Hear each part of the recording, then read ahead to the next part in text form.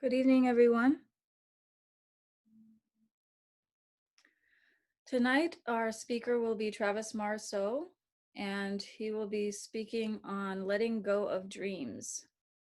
I think most of you know Travis. He's been with Canando for a number of years. So with that, I'm going to unmute you, Travis,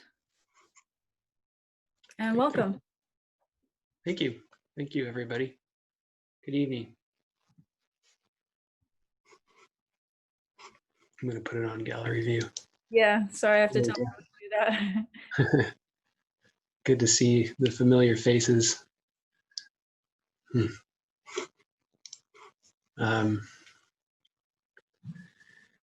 a pleasure to speak tonight, and thank you. Thank you for giving me the opportunity to speak to you, each of you.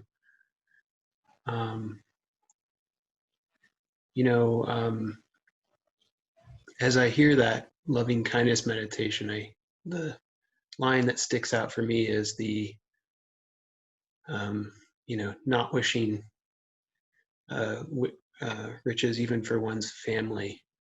And, particularly with my daughters at the age that they are, it's something I think about. And, my younger daughter, Alice, is 12, and she's grown tall in the last year. And, just to wish her health is something that occupies a lot of my mind. And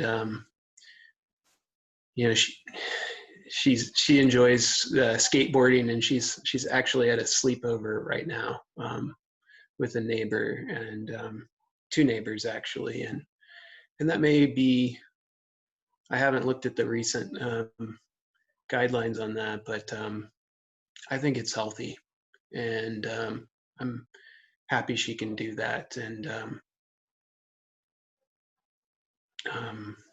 I think health is a rarer quantity than we would all like.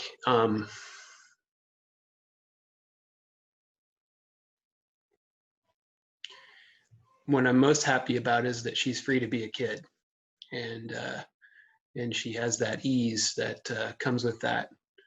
And we don't talk about what she wants to be when she grows up, or what hero she looks up to. So I think that's a good thing. But I talked about Huckleberry Finn a few months ago, and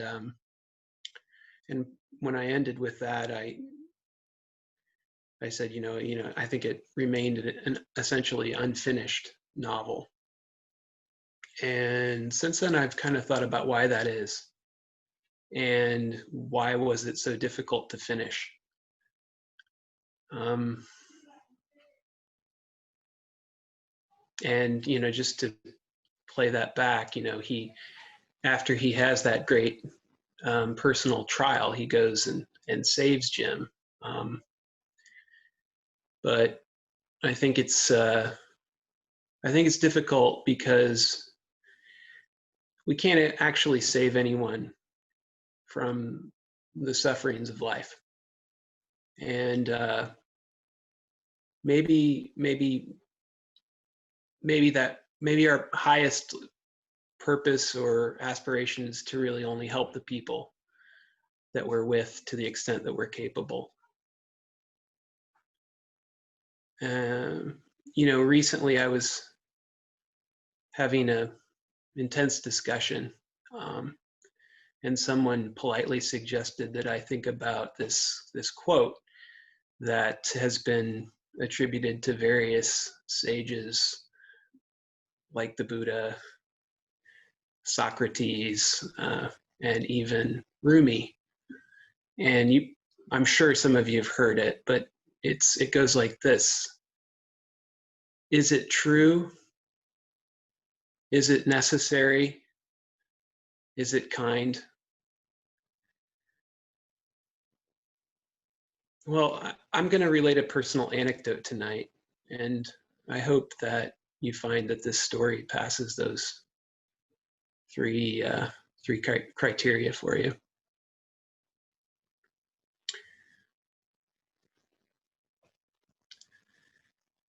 I was exactly Alice's age when I went out for the middle school football team in the fall of my 7th grade year.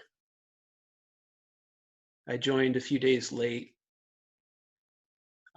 after being urged to join by a friend. You know, it seemed exciting and I enjoyed sports, but of course, tackle football was daunting. And I was tall and skinny like Alice. So I'm at practice. And this would be 1988, the year after my grandfather died. We were running drills, like the kind where you jump on the ground, or you're on the ground and then you jump off the ground and then hit something or hit somebody. And I'm in this group of like 4 guys. So I do my drill, which only takes a few seconds. And I turn around and Danico is pushing Paxton. Danico, Paxton, and I all went to George Washington Elementary School together, 4th and 5th grade. And the things I remember with those guys so long ago now, were the beginning of the day in class, turning in lunch money. The crossing patrol was a big deal for me. The crossing guard, when you get to be one of the older elementary school kids, you help the younger kids across the street. And playing kickball. And kickball, if you're not familiar, it's a game that's sort of like American baseball, but it's with those red rubber dodgeballs that American school gyms have. So we'd play kickball in the morning before school. We'd play at lunch recess, and I loved it. And we had this blacktop, that was where we usually played, that was next to our classroom. And our classroom was in left field.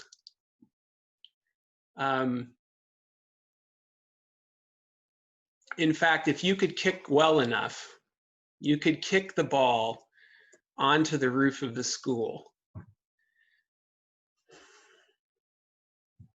And that was really sensational. And of course, like it was a home run, right?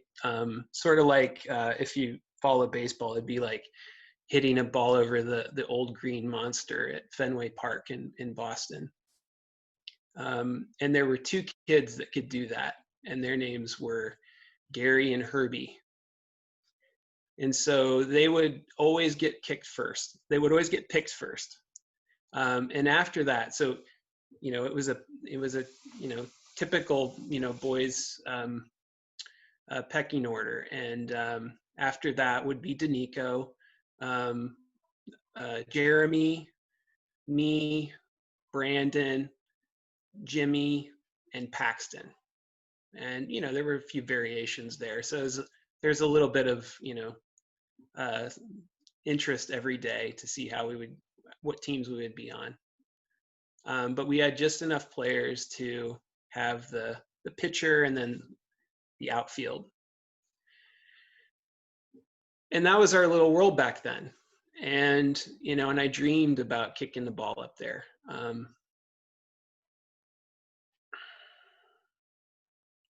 So then fast forward 3 years and we're in middle school and this is practice and it's hot. And I turn to go around to go to the back of the line and this is what I see. So I just run up and do that sort of separation thing between the 2 of them. And they say, stop pushing it. And then Danico starts pushing me.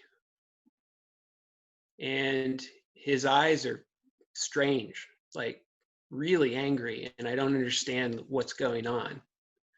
And this just lasts a few seconds because Coach Ron sees us and just kind of casually says, take a lap. So Danico and I both run off in the opposite directions. And then I meet him at the halfway point, and he doesn't look at me. And then I get back, and everybody's smiling because it appears that it's been decided that we're going to fight after practice. So I'm going to pause and just reveal something that I didn't really know then that I know now. And I only know because of upon quite a bit of reflection of what happened. Paxton was the smallest kid on the team, and that's why he got picked last at kickball. And he had only one means, in my view, to provoke Danico, who you might be able to suspect by his name was Black. So you might have an understanding of likely what happened.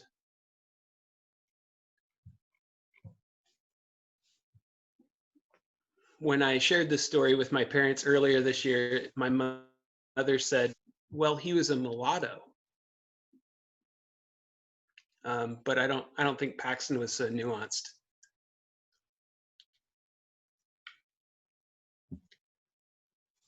So it was a long march back. We had about a half mile to get back to middle school from high school, and that high school has since been burned down by a young arsonist, so it's no longer there to build character of the young Keokuk youth. But I remember being the last kid in that locker room that day, and the sun coming through the windows and the stink of it, which that sort of pubescent, boy funk that's unique. And I had to walk down the hallway to my locker, and it was quiet when I was walking. And I thought, well, maybe they all just left and they're going home. But as I took the left turn, I see the majority of the team standing there. Paxton isn't there. The boy who convinced me to go out for the team, just a few weeks ago, wasn't there. And that is the closest person I have to my life. He's not there. And everybody's camped around my locker.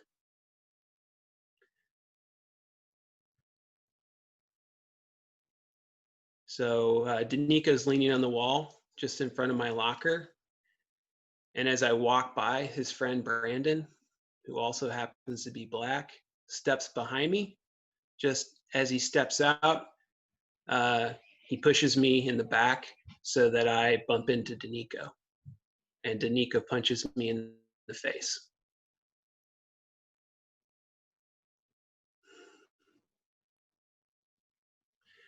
I don't think Danico wanted to hurt me.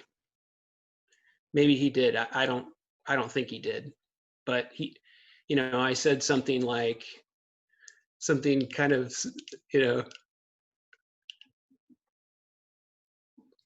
goofy, like, well, you call that a punch or something like that. And then there's a split second.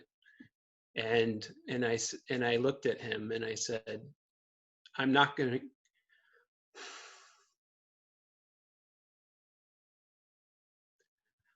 going to fight you, Danico.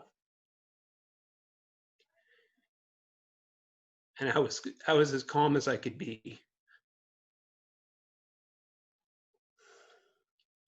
And I remember I said his name, and that I looked right at him. And I remember that he looked right at me. And his eyes were clear then. And that moment was, it seemed like an eternity. And then he just looked down and walked past me. And then everyone completely silently funneled out of the hallway. And as I got my books, I could remember the flood of relief.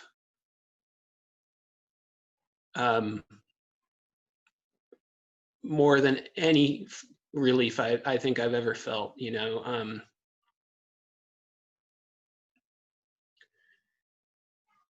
And just like that, I'm out on the street. Parents are waiting, kids are getting into cars. It's like, it's a like a complete scene change. But then there's a second feeling that comes, and it's also strong, and it's loneliness, and it's feeling like you got nobody, you're abandoned, and nobody was there for me.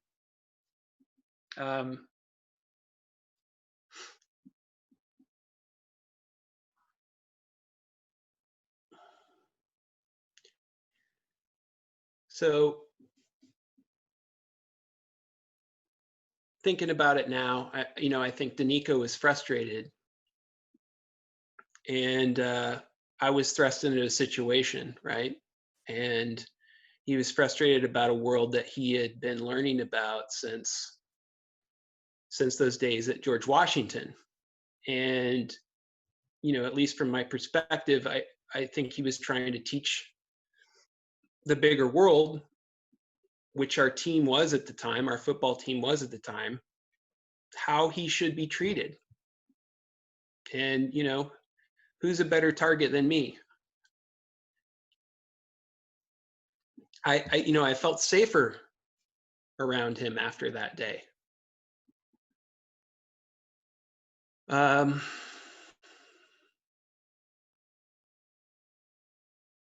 He would sometimes just come up and stand near me after that. And why we didn't talk, I don't know. But if you want to know the truth of it, that's the racism I'm interested in. And neither of us we didn't seem to know what to say. But now, as an older as a person who can kind of look back at myself compassionately, I can think about, like, yeah, it's just enough. It's just enough to be okay with each other.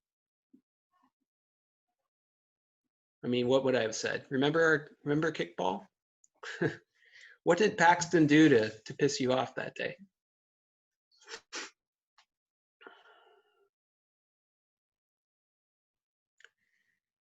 I'm going to read a quote right now. It comes as a great shock around the age of 5 or 6 or 7 to discover that the flag to which you have pledged allegiance, along with everybody else, has not pledged allegiance to you. It comes as a great shock to discover that Gary Cooper killing off the Indians, when you were rooting for Gary Cooper, that the Indians were you.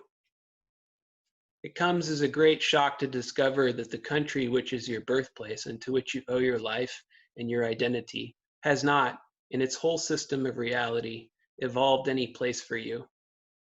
The disaffection, demoralization, and gap between one person and another only on the basis of the color of their skin begins there and accelerates through a whole lifetime.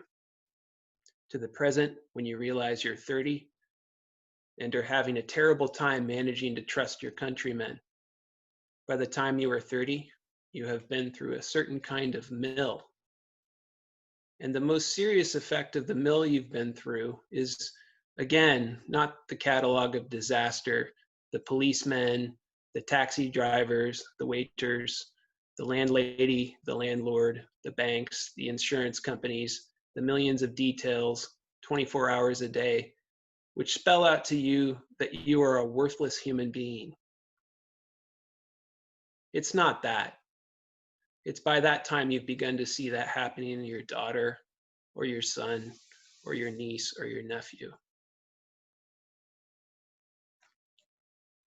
That's James Baldwin from a well-known Cambridge debate of William F. Buckley in 1965. There were no black police in my hometown, no black teachers. If you had gone up the river to Burlington, which was a larger town with more black folks, you would find that. But what I'm describing is far more intimate and insidious.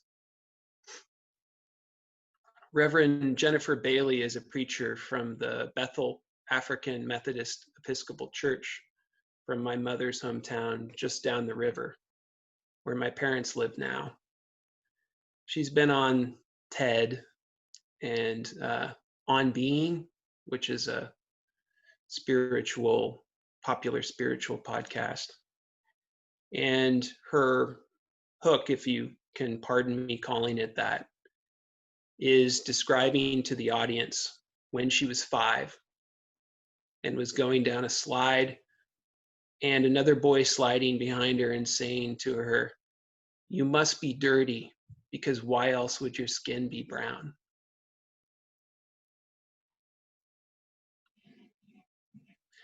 I rode that slide, and I recognized that voice walking up behind me and whispering in my ear.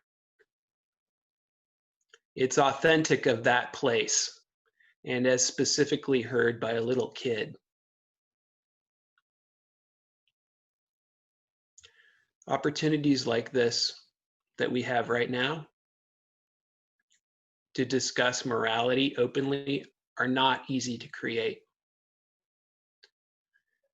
And history can't contend with it. Racism, like all oppressive systems at their root, destroy one's sense of reality. And we need to go under and dig that out by its roots. Just like at a Cannon Garden Day. That's the ground we need to work.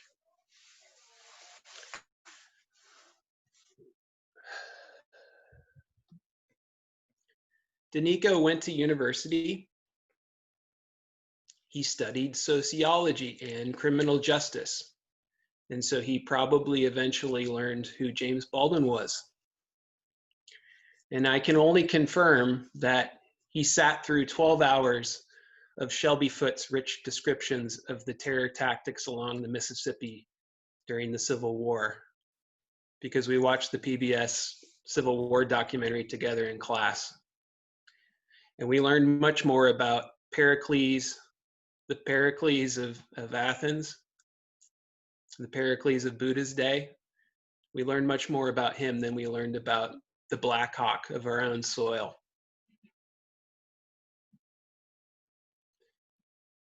Danico dropped out before graduating. He raped a woman. I don't know the circumstances exactly, just what I read in the town paper, which reported that he punched her in the face, crushed one of her vertebrae, and lacerated a kidney. And he wouldn't have likely been caught except he assaulted another woman a few months later. It was snowing then, and the campus police tracked him back to his apartment there in the married housing complex of the university. I lived in that housing. And he's been in jail about half of his life now. My sisters have been sexually abused, assaulted, and raped. My daughters, nieces, and nephews seem to have it better than we did. As a patriarch, I worry about other forms of abuse that are hard to shake. Yet I know and must contend with the patriarchal excesses of the kind Ken Burns sentimentalizes.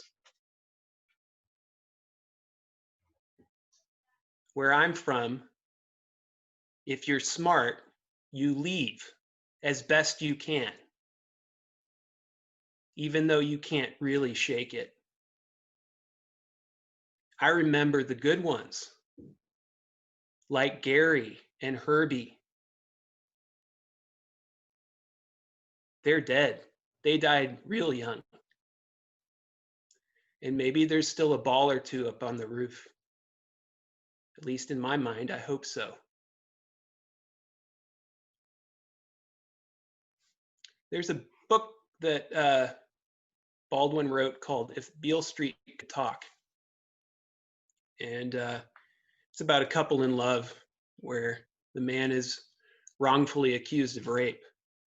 And it's been recently made into a movie. And I think it has pretty good reviews.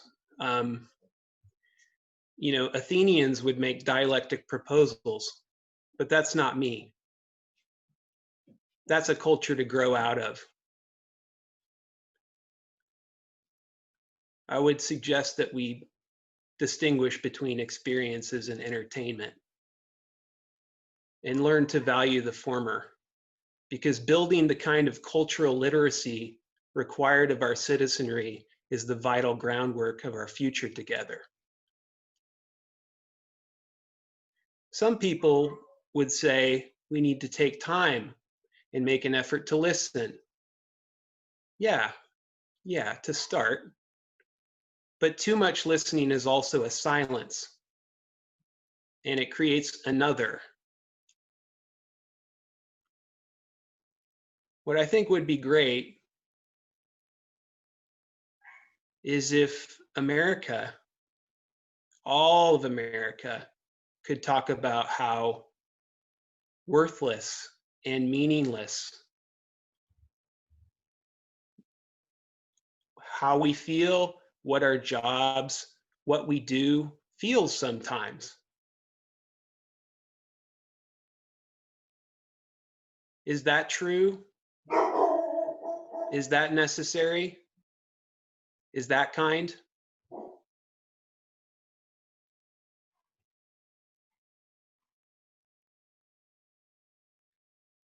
Leo Tolstoy formed 3 questions of his own the same year that Huck Finn was published. And I think I have time to share it with you. It's written as a parable that sounds like a Buddhist story. So here goes. There's a king, and it occurs to him that if he could just answer 3 questions, he would be able to rule. He would be able to rule the kingdom very well, and this comes to him as a dream. And the 3 questions are: what's the right time to begin something? Who are the right people to listen to? And who should we avoid? And the 3rd question is, what is the most important thing to do? And he, in his court, he has counselors and priests and advisors, and the counselors help him set up a structured day to have a right time for everything. And that sort of regimented schedule where it's all taken care of. And there's a bunch of different counsel that he that come, and they say, okay, well, you have to listen to the priests, and you have to listen to the warriors, and you have to listen to the counselors, and then as far as what's the most important thing to do, this is 1885, so they're like, science is the most important thing, or religious worship is the most important thing. And so he, unsatisfied by all this, he leaves the kingdom, and he hears that there's a hermit that's out in the woods, and he dresses as a common man, and he goes out there to see him. And he finds this hermit, and the guy's digging on his field, and he's old and emaciated, and he doesn't have he's having a really hard time of it. So he asks him these questions, and he doesn't respond, but he takes pity on the old man, and then he starts digging. And then after a few hours, the old man thanks him, and starts digging himself once he's had a go at it. But just then another man runs up, and he has a abdominal wound, and he's bleeding, and he's really in trouble. So the king takes this guy, dresses his wounds, feeds him, puts him in bed, and then he falls asleep exhausted. And so the next morning, he wakes up, and he talks to the injured man, and the injured man apologizes to him, and he said, you executed my brother, and I was coming to kill you, but your guards found me, and they injured me, and I forgive you, and I thank you for saving my life, and I wish to be your slave. And the king says, "Oh my gosh, no, you're forgiven, and I'm sorry that we had this misunderstanding." And then they make up, and the guy recovers. And before the king leaves, he goes and sees the hermit, and he said, "You still didn't answer my 3 questions." And the hermit says, "But you already know now. The right time to do something is now, and the right people to listen to is the person that is right in front of you. And the most important thing to do is help them." And I think it's another set of questions, but in truth, I think the Buddha would suggest you ask your own questions. Maybe these are a start. Hermits are rarer and rarer these days, but my hope for people is to be as curious and as clear-headed as possible when we think about other human beings.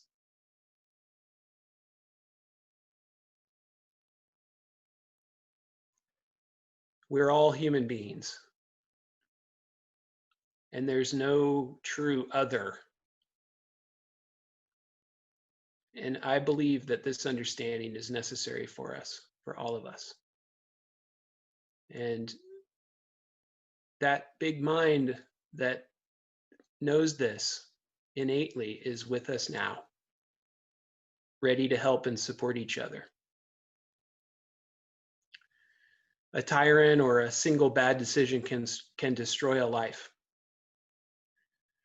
But no wise person can do more than guide you to learn for yourself what good you can do for all life.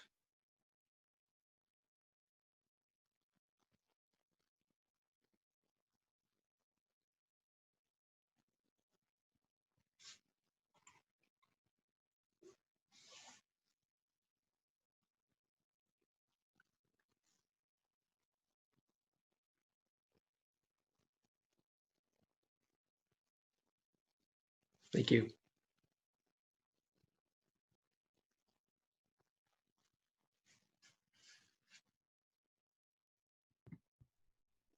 We're now open for any questions.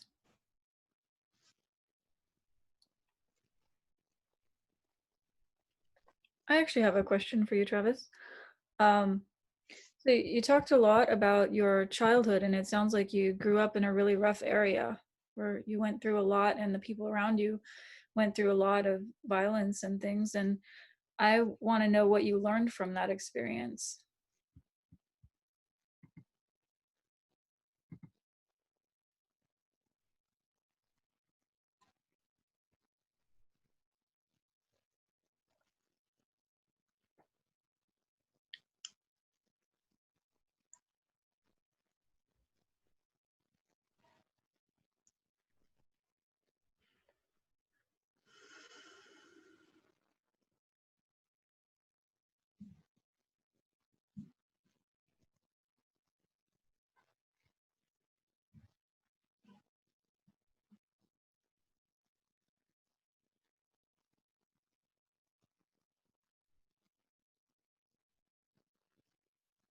I learned how to have a relationship with dreams.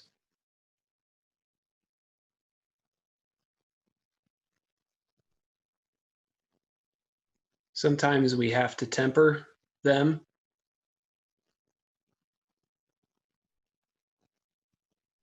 Sometimes we have to assert them.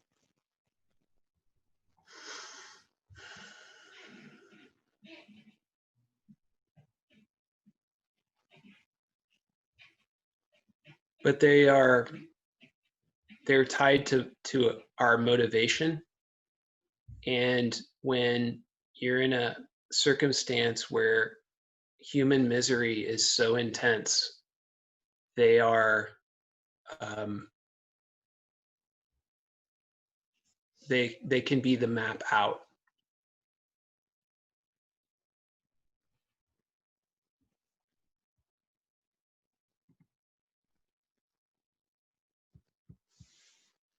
Thank you. Thank you.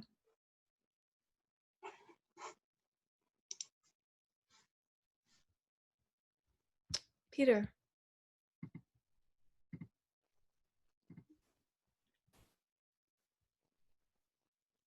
Thank you, Travis. I don't have a comment or a question. I just wanted Can you speak up a little bit, Peter? I can't hear you very well. That's why. Does that work better? Much better. Thank you. Thank you. Thank you, Travis. I didn't have a comment or a question, but just hearing your talk tonight felt like a real gift, and I'm really grateful for it. Thank you. Thanks, Peter.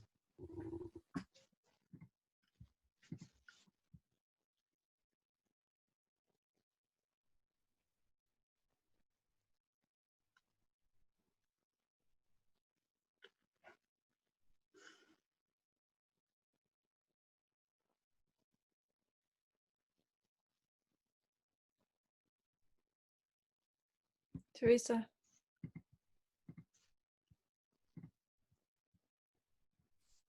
Hi, Travis. Hi, Teresa. Thank you for your talk. So I wanted to ask you, what are your dreams now?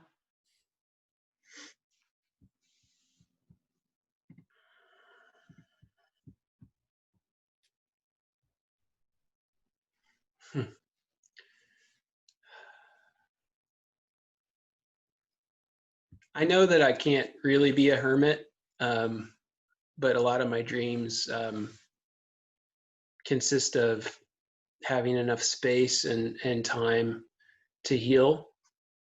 As you know, the work that we do a lot in the Silicon Valley is intense and corrosive in some ways to the psyche, and it's not really human sized.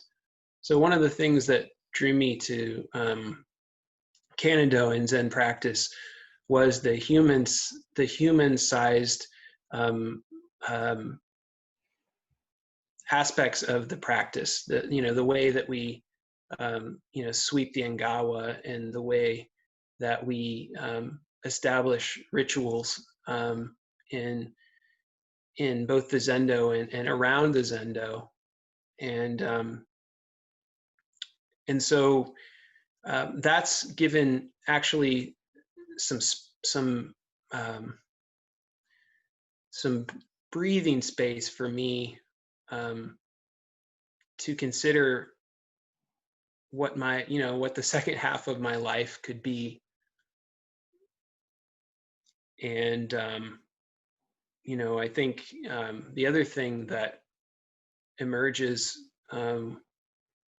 when you've had the success that I've had, and I've been successful. I've achieved a lot of dreams, and when you achieve a dream, that you don't think about that anymore.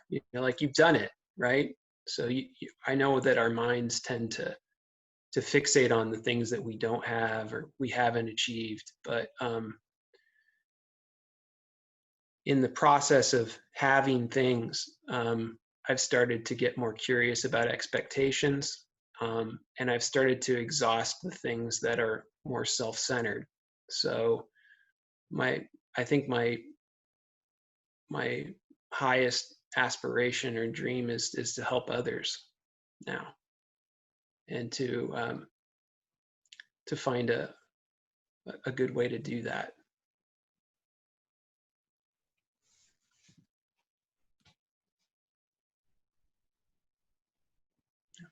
Thanks.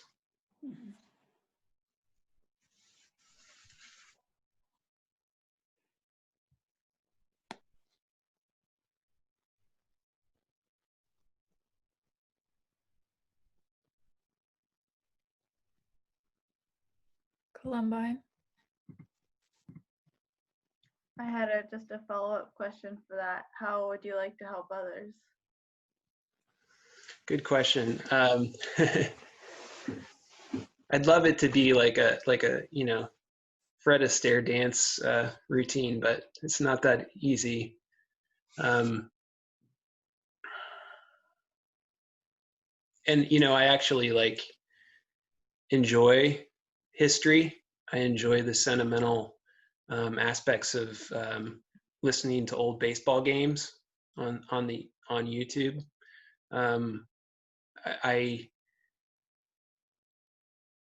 I think that one of the things that's happening now is we're talking about how traditional practice can meld with a modern world, and most of my effort is really to make sure that my daughters are healthy. I know that I have a very short runway for that. They're already teenagers, and I have limited time with them. So I think a lot about how to help them, but I also think about the vows I've taken as a Zen student, and what could be the last couple decades of my life post retirement from working life. But I have a team at work. I have 8 folks that are on my staff, and there's emotional aspects as well as technical, and there's conflict and anxiety, and especially now with the shutdown, it's hard to navigate, and it seems like that's not going to change anytime soon. So I have plenty to work on. My parents are coming in a few weeks, which is, always an opportunity for me to be on my A game and really be there for them. So, and then beyond that, it's, you're only going to grow your ability to help in an organic way with the people that you're closest to, and then out from there. Thanks.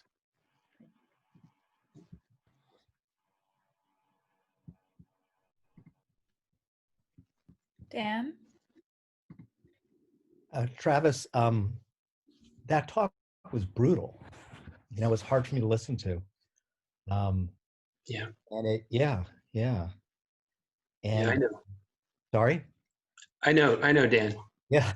And it's also hard. You know, I find it hard to look into that much pain and suffering for long, you know, and I just want to state that. And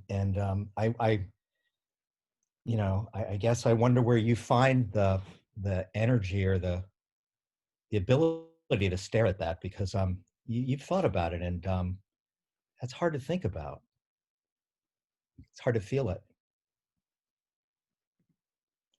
So I guess the question is, where, how do you do that?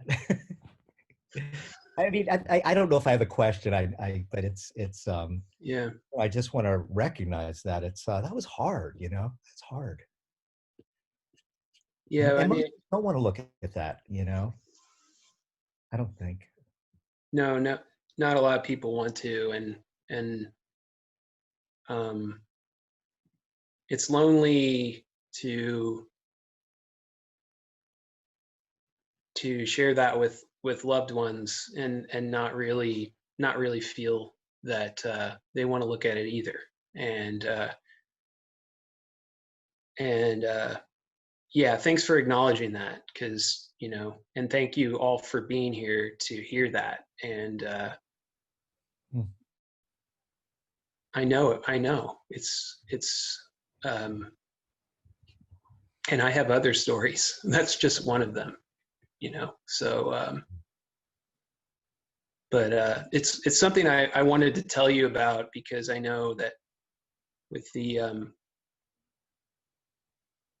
current situation with the country, and discussions about race, I felt compelled to talk about it, because it doesn't have an easy answer, and you know, it doesn't single out a certain person and say, you know, or a certain group and say, oh, you know, well, that's the bad one.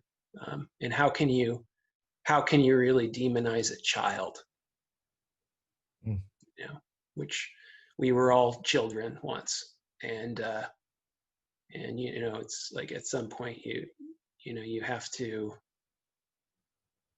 accept and try to reach across and help.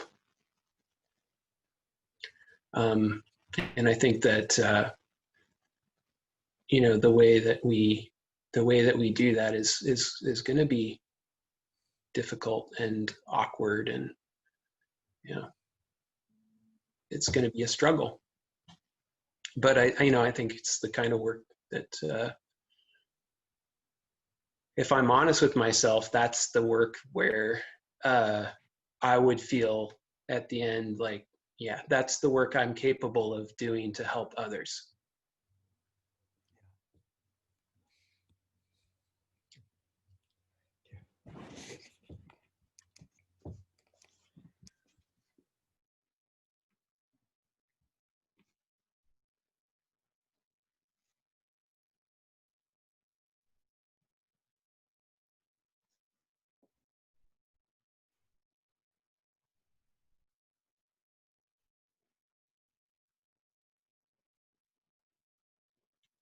And I just want to say it additionally, I really appreciate being able to say their names, you know, saying the names of those kids. And my mom, like, she saved, like, she saved my, like, class, you know, picture, you know, with all the kids.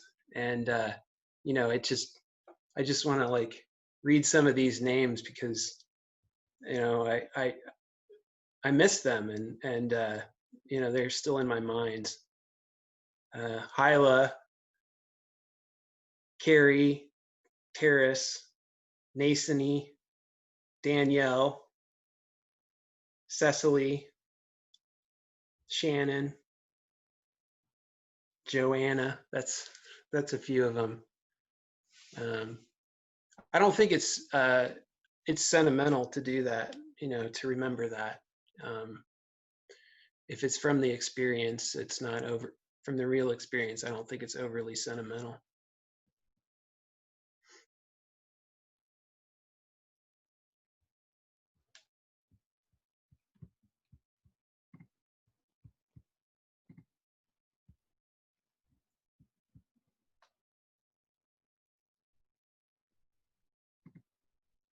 One of the things that I remember about Danico was that we were the only two guys that brought up our reduced lunch every day. It was 45 cents for school lunch. And, everyone else, there was like, okay, so like Herbie and Gary, they had free lunch. So they didn't have to bring up any money. And full price lunch was something like $1.20 or something. But I had to bring up a lousy like 45 cents a day. And that was the worst. I would have wanted to be one or the other, but reduced lunch, that was the worst.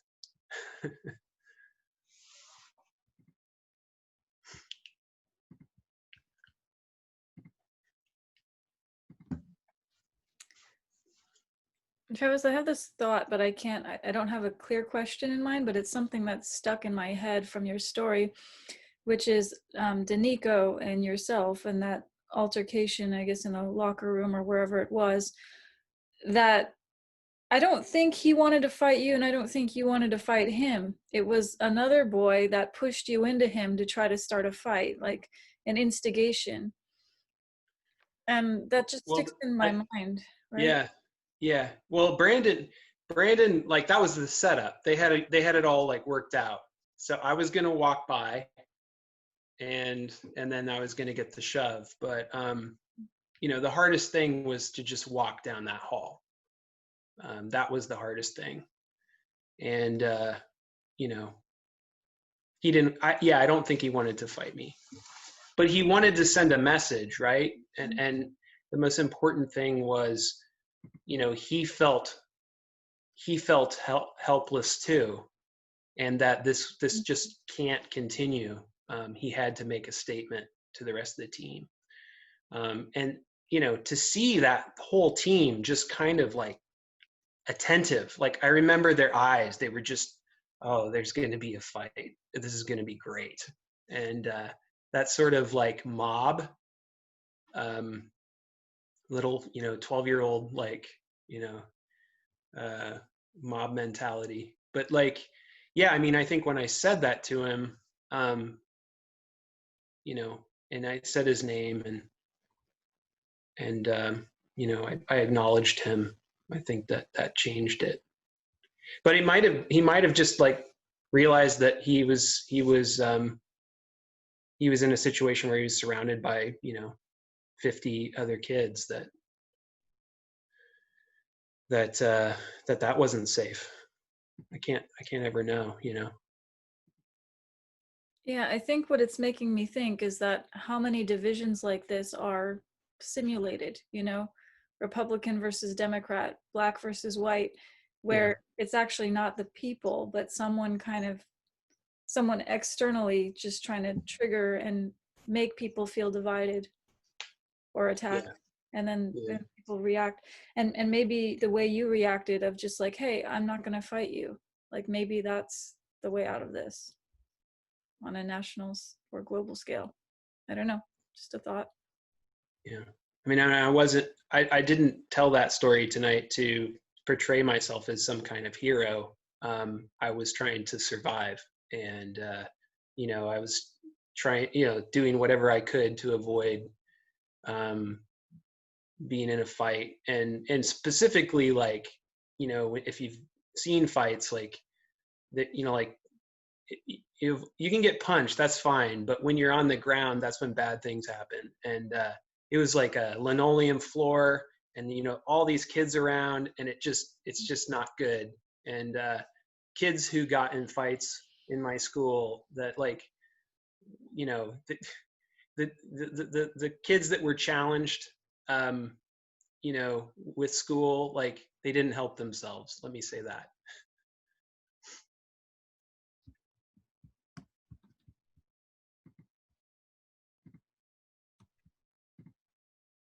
there was one kid named Bubba, and Bubba would challenge me to a fight at every school dance. And I don't mind admitting that I fancy myself as quite a dancer. So I would sit on the bleachers, between songs, and Bubba and his crew would come up and they would just come at me, needle me every dance. And I never fought Bubba, but I only learned again recently from talking with my mom that my mom had humiliated him in 6th grade in front of the math team, the 6th grade math team. Yeah, she's a teacher, so she's the math teacher, and then it kind of clicked for me. Oh, that's why Bubba was always had a chip on his shoulder with me.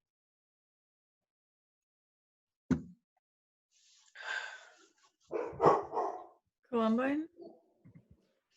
I know I already asked a question, but your story about the reduced lunches reminds me, like you said, yeah, maybe it'd be better to just have it free or not. But when I was a kid, we used to get food stamps, and I remember just thinking that was the coolest thing. Like we would go to Berkeley Bowl, and I remember my perception of food stamps was like you would get a packet and you could spend it on certain things. Like, and I remember I really wanted as a child, the sparkling apple cider.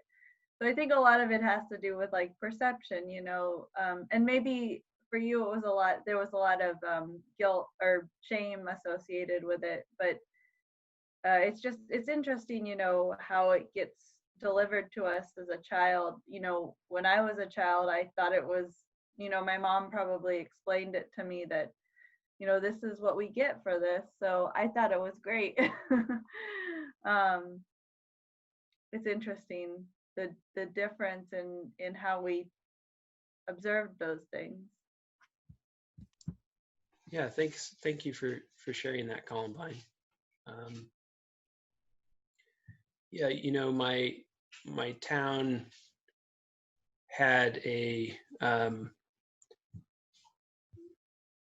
different demographic in my grandfather's day, and my grandfather started a successful dairy in the 50s or 40s, which continued until the mid 80s, and then this was right after the dairy had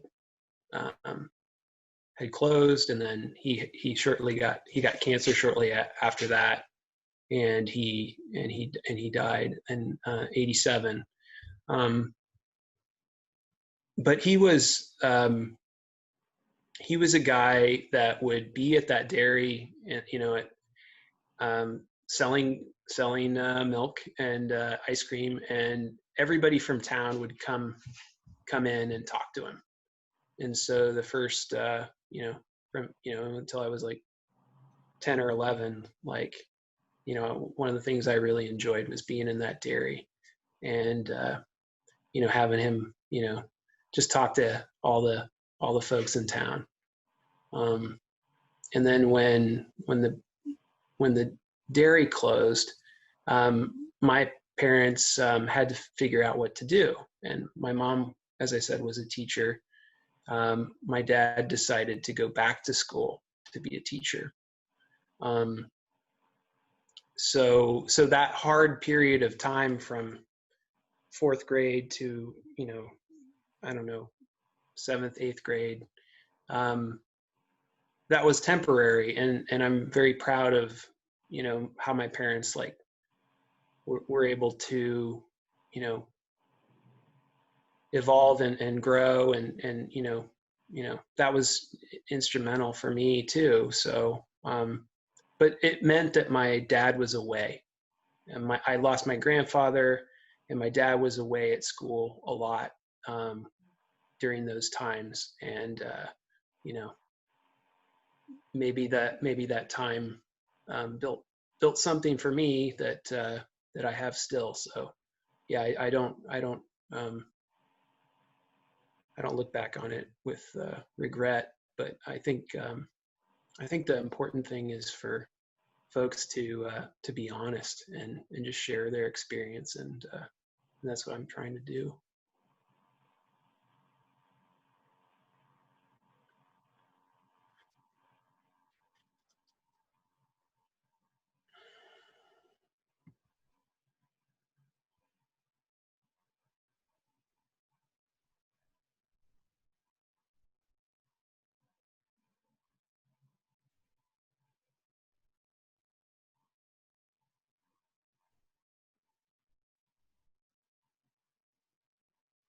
Any other questions?